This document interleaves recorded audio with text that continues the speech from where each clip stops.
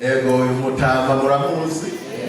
Ego ni Pasiteri Yohani Nyabikenge yitwa Ahishakiye Epokari.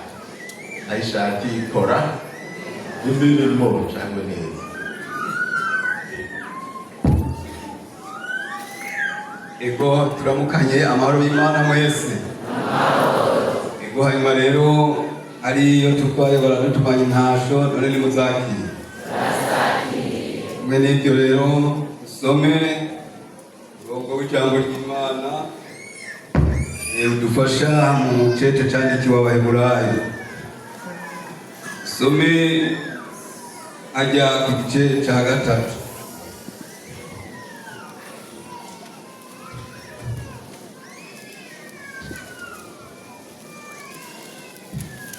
Igice cyandikiwe Abaheburayo igice cya 3 turasoma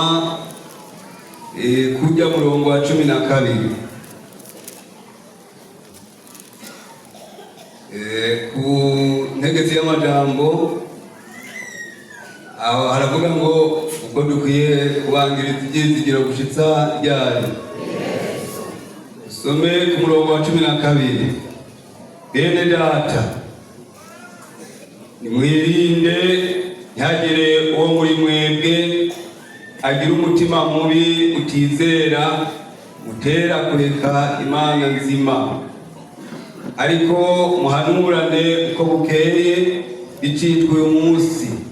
Ntihagire uwo muri mwebwe akomantazwa umutima n'uruhendo rw'icyaha, kuko twacitse abasangiye Kristo, namba tubangirije rwose ibyizigiro twatanguranye gushitsa kwiherezo.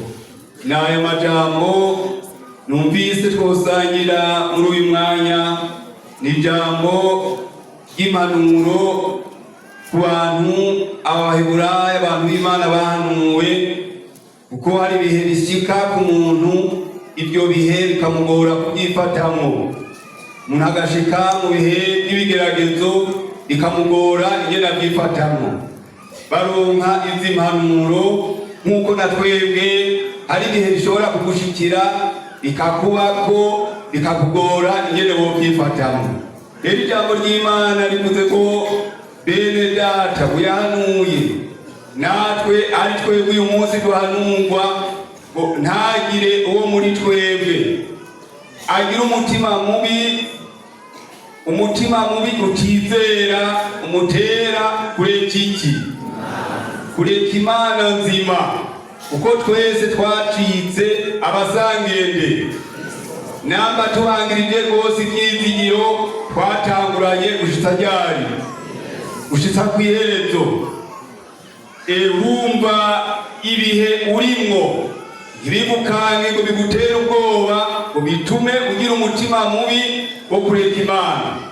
Gumya ibyo byizigiro watanguranye gushitsa kwiherezo, kuko abihanganye bakihanganira ibigeragezo, bakihanganira ibibagora, abo nibo bazohabwa impera, kuko bagumanye ibyizigiro. Imana idufashe. Ijambo ry'Imana rivuze ngo muri twebwe ntihagire umuntu agira umutima mubi utizera. Umutima mubi rero hari igihe umuntu mubana cyangwa mugendana ugasanga afise umutima mubi, cyangwa abantu bitegereza umuntu bakamuraba bakamuvuga kujya muntu afise umutima umeze gute? Afise umutima mubi bivanye n'imyifato, bivanye n'ibyo akora, bivanye n'ibyo arimo. Imana idufashe rero twebwe tubangirize ibyizigiro twatanguranye gushitsa kwiherezo. Turafise impera ikomeye mu bwami bwo mw'ijuru. N'aya majambo y'Imana Imana ibahezagire mwese. Turagushima Yesu, turakengurutse cyane imbabazi zawe, ubuntu usubiye kutugirira muri aka gatondo. Uratugiriye neza, urakoranije ishengero, none tuguhaye kaze kugira ngo bane natwe, bane n'ishengero ryawe, bane n'abakozi. Jambo ryawe rize gusozerwa n'ibimenyetso n'ibitangaza. Turizeye byose kubidukorera, bisenze mu izina rya Yesu Kristo, amen. Tuzindutse imbere yawe mwagazi w'intama w'Imana kugira ngo dusomogwe. Nico gituma turiko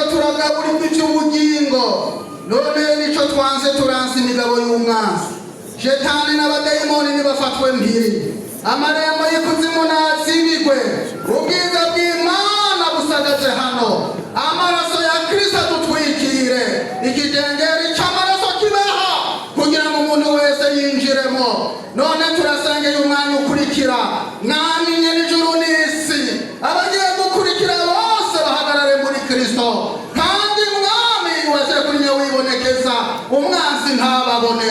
Natwe turiteze icyo uvuga, turiteze ibitangazo dukorera mu izina ry'umucunguzi wacu Yesu Kristo.